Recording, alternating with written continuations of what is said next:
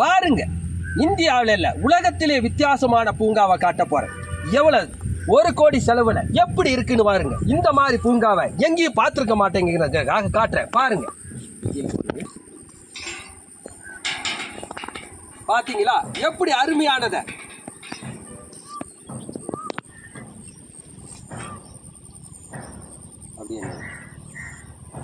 பாத்தீங்களா, இதுதான் 1 கோடி செலவுல. பாருங்க, இனி காட்டுற உங்க பூங்கால என்னென்ன வித்தியாசமான பூங்கால இதுல கொண்டு வந்திருக்காங்கிறத உங்களுக்காக.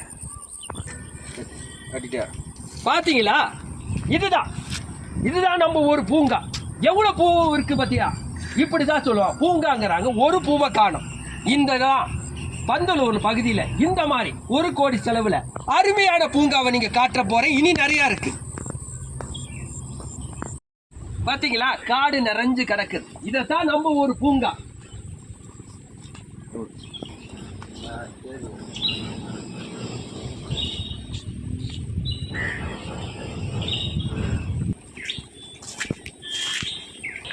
பாருங்க, இந்த மாதிரி வித்தியாசமான இத பாருங்க. இது ரோசா பூ, இது மல்லிப்பூ, இது தாமரைப்பூ. இந்த மாதிரி அருமையான இடம் தான் இந்த பூங்கா. இதுதான் 1 கோடி செலவுல அருமையாக கட்டப்பட்ட இடம். பார்த்துட்டீங்களா எவ்வளோ அழகா இருக்கு தாமரை மரம்.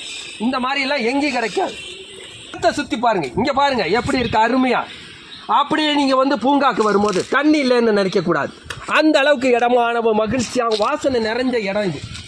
இதைத்தான் கவர்மெண்ட் செலவுல இந்த அருமையாக இந்த இடத்த கொண்டு வந்திருக்காங்க 1 கோடி செலவுல. நீங்க இனி பார்க்க வேண்டிய வீடு கடைசியா ஒண்ணு காட்டுறேன் வாங்க. பாதுகாப்பு தான் இந்த